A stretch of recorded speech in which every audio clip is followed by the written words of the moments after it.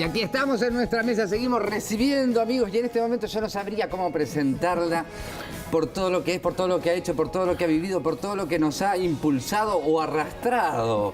Histórica feminista, Carmen Beramendi, muy buenos días, bienvenida. Gracias. Diputada, senadora suplente, bueno, fundadora además de un montón de cosas que siguen y que siguen dando sus frutos divinos, como la red, que era lo que le contaba, la red en contra de la violencia doméstica y sexual, que siempre trabajamos con 10 maneras de ser un hombre.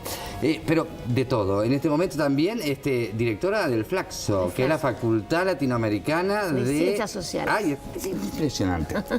Es impresionante. Y que ahora hicieron una diplomatura también. Maestrías. Una maestría. Tenemos maestrías y tenemos diplomas superiores, tenemos...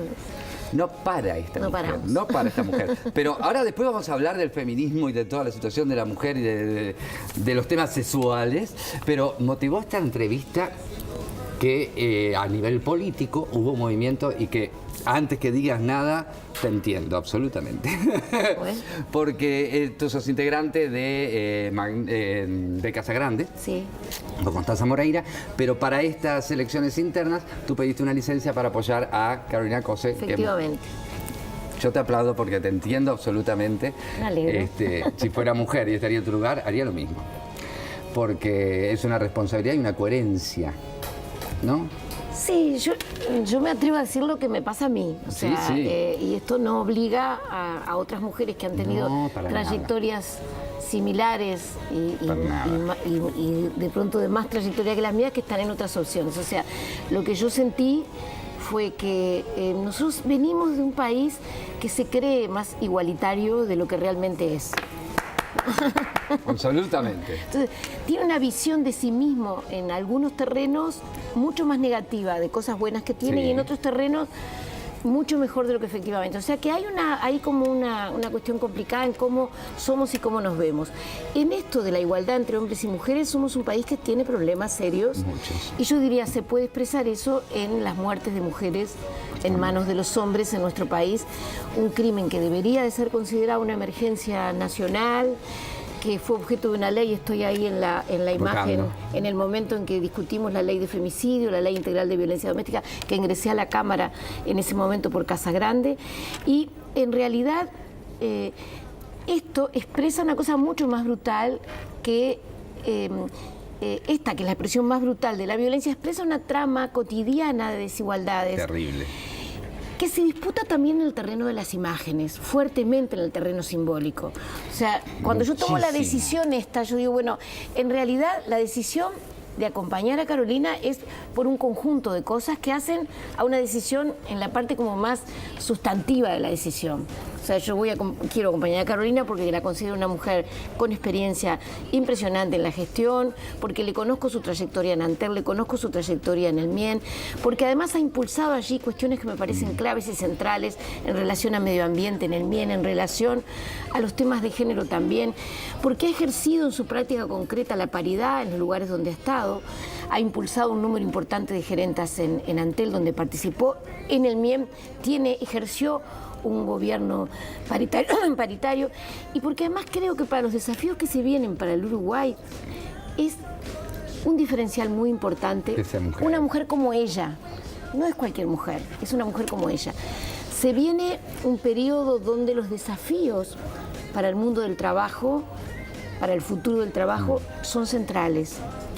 Para esto se precisa mucha creatividad y mucha audacia para desafiarnos en transformar el mundo del trabajo, porque podemos tener todos los enunciados de derechos en todos los terrenos que tengamos, pero si no tenemos autonomía económica estamos fritas. Exactamente. Entonces, para mí el terreno que es un diferencial de ella importante en lo que ha trabajado, trabajar reconociendo que en esto de generar las condiciones para los otros derechos, en lo económico se juega una disputa grande, para mí es una candidata muy importante en esto, en todo lo que tiene que ver también con este Uruguay del futuro, desafiando al mundo del trabajo en la innovación, desafiando al mundo del trabajo al conocimiento, es una figura clave. Perdón, y desafiando al mundo político, Sí. porque por algo hubo que hacer una ley de cuota política. Sí, sí. Si no, no hubiera sido necesario hacerlo. Sí, una pobre ley. Una pobre ley. A la uruguaya, Y una que no pobre debería ley. existir, estamos Claro. todos de acuerdo.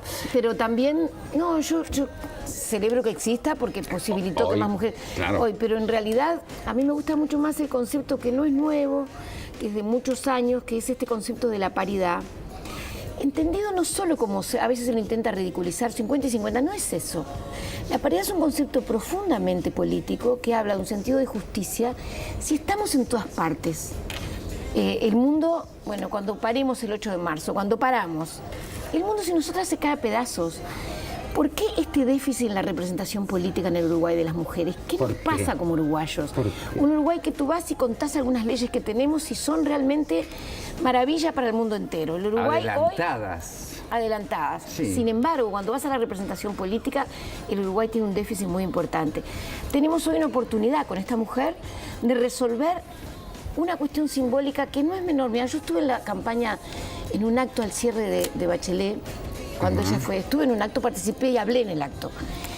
En un acto importante que había habido en Santiago, y me acuerdo que usé ahí una imagen que se me ocurrió a partir de una cuestión que había conocido de Neruda, que Neruda había sido un hombre con escasez de palabra en sus primeros años de vida. Le costó hablar como hasta los 4 años mucho. Entonces él cuenta las dificultades para hablar con los otros niños y cómo busca un mecanismo para relacionarse con un niño vecino a través de un muro. Me acuerdo que esto lo relató Carámbula en la Cámara, Gonzalo, que hizo un trabajo donde específicamente contó cómo había ocurrido esto. Entonces, yo me acuerdo que en el discurso ese recuperé esa idea del niño que para comunicarse con otro le regala un animalito. Y con esa idea me imaginé una niña, en aquel momento no había mujeres presidentas en el número que hubo después, siguen siendo excepcionales. Y me acordé de esto y dije, me imagino una niña en un país, me la imagino en mi país, me la imagino en otro país de Latinoamérica. Veo otra niña, no se anima a hablar con ella. Y le pasa un rollito. Y el rollito, cuando la otra niña lo despliega, a la banda presidencial. Y dije en ese discurso, ojalá las niñas algún día se animen en mi país a ser presidentas. Bueno, la imagen de una mujer no hace solo a lo que se llama en el feminismo lo pictórico, la pintura. Hace una cosa muy importante de identificación tuya con quien ves. ¿Y está preparado Uruguay para una mujer presidenta? No tengo dudas. Incluso no tengo dudas. Bien, eso es bueno. ¿Cómo está Uruguay a nivel de justamente la igualdad o la paridad, como queramos llamarla, a nivel laboral, por ejemplo? ¿Sí? Porque también tenemos leyes pero ¿cómo estamos? Porque hablan de que hay diferentes sueldos, y de última el Estado, cuando pagan los aportes, se tendría que estar dando cuenta de que hay un diferente sueldo de una mujer que de un hombre. Lo que pasa que no es, hay una desigualdad que es explícita, que es cuando tú encontrás, como ocurría cuando yo ingresé en el Instituto de las Mujeres, ahí había, dentro del personal policial, había una cláusula que se llamaba PF, ¿no? Sí. Entonces, en el escalafón, había que esperar a que muriera la mujer que había ingresado o que se fuera para que ella pudiera ascender. Sí. No. Esa era una discriminación explícita. Y lo primero que hicimos fue decir, vamos a buscar en el Estado, en primer lugar nosotros, ¿no? Dando ejemplo en casa propia, bueno, a buscar aquí donde existe una discriminación. El Ministerio del Interior de inmediato, identificada esta desigualdad, la quitó. Pero hay otras desigualdades, que las trabajamos también en aquel periodo fuertemente y que hoy se continúan trabajando. Yo te diría, para seguir con el mismo ejemplo, nosotros acá decimos, nadie discrimina, cuando llamamos hombres, mujeres, se puede presentar el que quiere. Pero si tú pones en el dibujo con el kepe del policía a una imagen de un varón y decís, se llama a policías, muchas mujeres no se van a sentir identificadas con ese llamado. Alcanzó que en la policía se pusieran imágenes de mujeres y de hombres. Lo vi también en UTE, que trabajé en eso también. Aumentó la demanda de... Aumenta, tú pones peones. No es para mí, dicen las mujeres. Si tú pones peones y peonas, o pones peones hombres y mujeres, las mujeres empiezan a sentirse. Entonces, esto de las imágenes y del vocabulario también, no es un tema despreciable en términos políticos, porque la política es ideas, es comunicación, y la comunicación tiene mucho de lo simbólico. Eso te iba a hablar también, del lenguaje.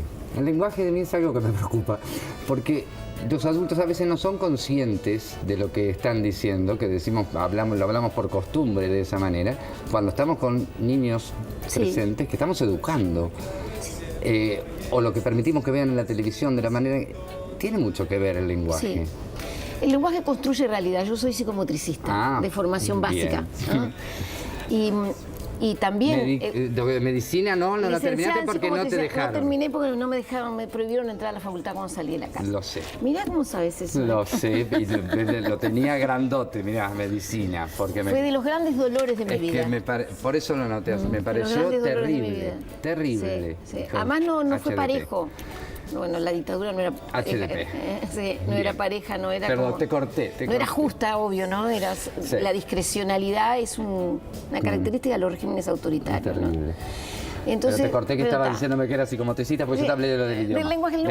El lenguaje, a ver, el lenguaje primero es la palabra, el lenguaje también es lo que se expresa con lo corporal, tú lo haces fantásticamente bien, yo te estaba mirando antes, tenés un lenguaje corporal que transmite, que comunica.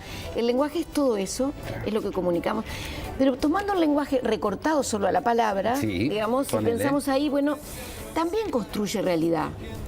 También la idea de que yo puedo o no puedo es una idea de construcción o no de realidad. Tú sos. Sí, tú sos. No sí. se dan, a veces no se dan cuenta.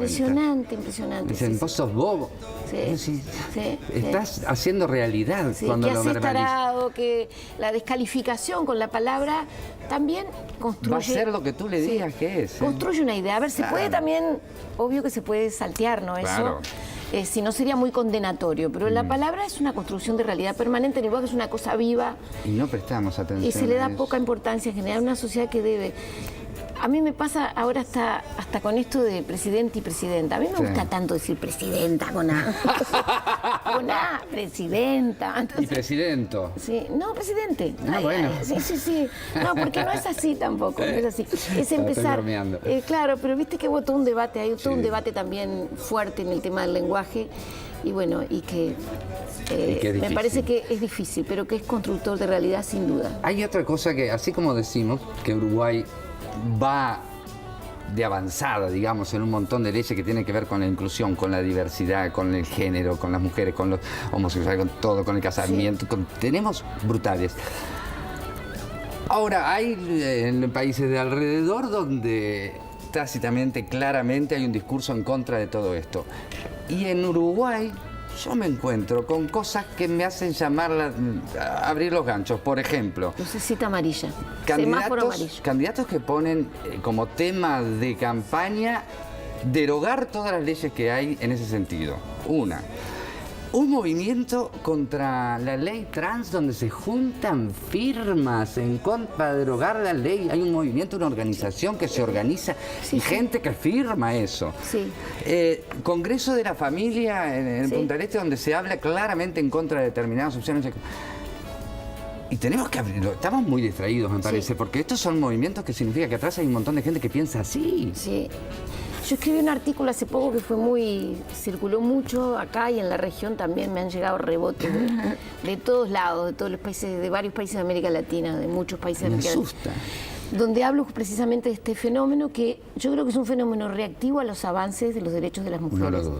Es un fenómeno, o sea, no lo veamos solo como que hay un conservadurismo que avanza, sino que es un conservadurismo reactivo a que avanzamos en los derechos, y me parece además que se une con cuestiones que tienen que ver con fundamentalmente con algunas iglesias neopentecostales, no digo que sean todas, con fenómenos donde se intenta mezclar, porque a mí todo el debate de los valores en general se trata de asociar a la cuestión más de valores vinculada más a lo religioso, y en realidad las feministas hemos luchado, yo te diría, de los movimientos que más han luchado por los valores en el mundo, el movimiento feminista.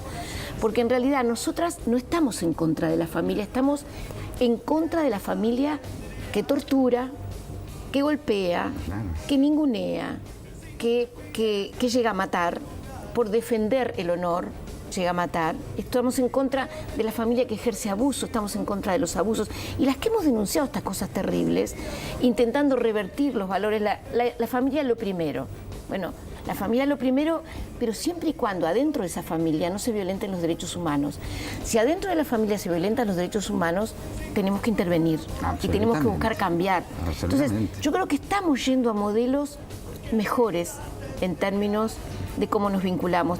Está claro que en momentos de cambio a veces nos pasamos de banda, ¿no? En el sentido, puede haber un movimiento de eso pendular, de las ideas, que a veces te vas un poquito de mano en esto.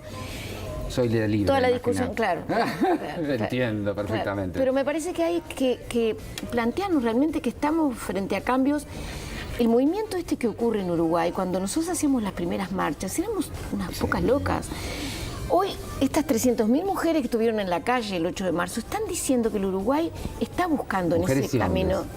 Sí, hombres acompañando. Absolutamente. Sí, que me parece fantástico también. Porque que también yo exhorto y voy a hacer algo por el movimiento de hombres que no son abusadores. Me parece hombres fantástico. que no... Que están por la avanzan igualdad, mal. hombres Exacto. igualitarios le llamamos nosotros. Exacto, y hay que identificarlos también, Sí, para sí. que también la mujer además se sienta segura con uno de ellos. Sí, no con otro. bueno, estoy con un hombre igualitario haciendo.